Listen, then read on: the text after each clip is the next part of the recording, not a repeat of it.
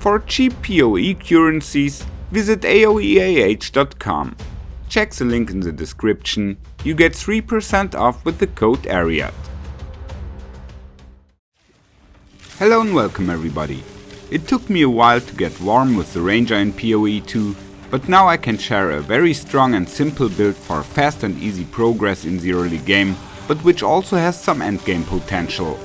At first I just started playing and tried out different skills, but the Ranger didn't get strong enough.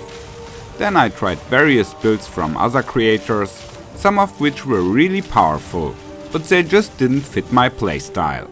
I'm not the most patient player and I also like to make it comfortable, so I just needed a build that clears the map quickly and ideally only needs one button to kill, like my Diablo 2 Amazon. That's why I moved away again from poison builds and went back to lightning arrow, setting myself the goal to experiment until I am fine with the build. It took me about 2 hours, but I finally got there. Let's take a look at what I did. Bow shot is not important, you maybe will use it at the very beginning, but as soon as you generate enough mana, you will only shoot lightning arrows. So this is our main attack. Here we add the support gems Martial Tempo, Lightning Infusion and Lightning Mastery. And later on, it also pays to get a 4th slot for mobility. Like that, we will be able to run very fast while shooting. I just have added mobility. All the gameplay footage in this video is without this support gem yet. Ice Shot is my secondary attack skill. It is useful for freezing certain enemies. So we put Cold Infusion and Ice Bite here. You will get this skill during mid-game and it is kinda optional. In general, you only need the lightning arrow. That's just what I wanted. But you can feel free to add some more skills that seem helpful to you. We still have many slots and buttons left here. Now let's talk about the permanent buffs. You can start using all these buffs very early, as long as you can acquire the gems and have enough spirit. To achieve this, we will use a specific unique armor. More on that later. Like this, I was able to activate all 3 heralds in Act 1 normal yet. Herald of Thunder with concentrated effect and elemental focus, Herald of Ash with cannibalism, and Herald of Ice with clarity. This makes the build kinda similar to my monk. We use heralds from all 3 elements and deal lightning and cold damage with our 2 attacks.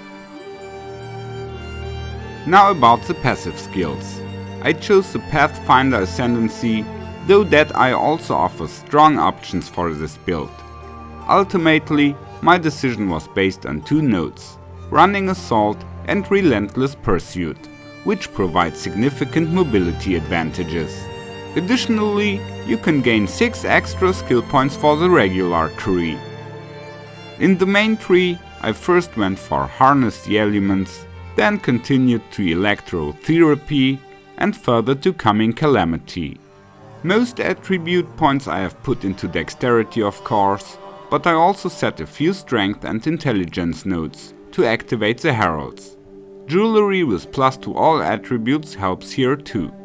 Optionally, you can pick the Acrobatics node. You should also skill the bow-shaped cluster on the right border, but there are also still many other useful nodes near our path. More speed and damage are always welcome, just like some mana regeneration and lightning penetration. More movement speed is also nice to have, so things are not finished here yet, but you can find a planner link in the description where I will further develop this build.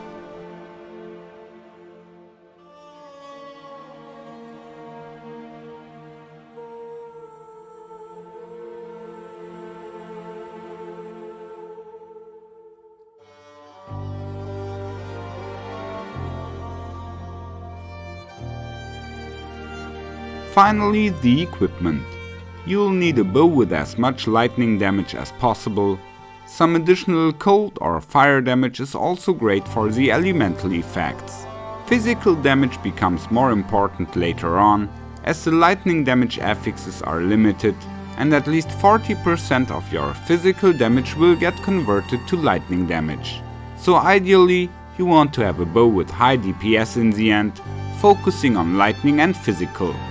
Other useful affixes include increased elemental damage, attack speed, or projectile skill levels. Best bow type would be a dual string bow for additional projectiles, but at the beginning that is not too important. You should not spend too much orbs in the early game, because it is just not necessary. You can look for the ideal bow when reaching the endgame. Then you will need the unique chest armor and folding dawn for getting enough spirit to activate all 3 heralds within the early game. This item costs about 1 exalted orb in trade, so it is cheap to afford. The additional resistances on the armor are nice as well, and it has no level or attribute requirements. With the quiver, I was adding the missing types of elemental damage, so we inflict all different ailments. Of course, attack speed or further skill levels are great to have here too. For the rest of your gear, look for high evasion values and resistances. Early on, you can also use items with energy shield or armor if the requirements allow it. Just make sure to get enough resistances.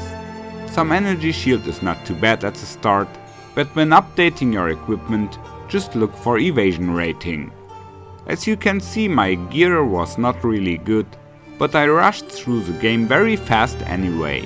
I just updated the weapon and few other pieces during Act 3 normal, but in general I just played some of the items I found.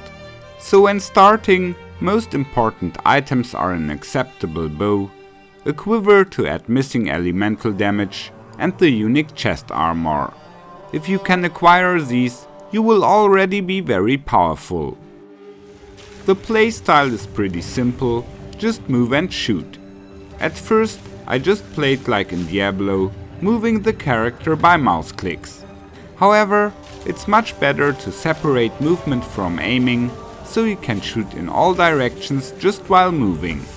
Use WASD for movement and the mouse for aiming and shooting. Like that, you can really profit from this playstyle and the chosen ascendancy. It may take some time to get used to this control scheme, but it is worth it. In general, you like to keep enemies at distance by your movement and positioning, so it's just a simple ranger style gameplay, without any combos or rotations, but with plenty of special effects. Once the build has unfolded its power, you can also tend to play it in a more aggressive manner. As you can see, I just run towards the monsters and shoot them, because in most cases they are just dead before they can reach me. When facing champion or elite packs, I use my movement to dodge around them. Sometimes I even pull monsters behind me until I got a mass that really pays, and then just blow them all up with 1 or 2 shots. For most boss fights, we can use a simple tactic, just circle around the enemy while shooting him.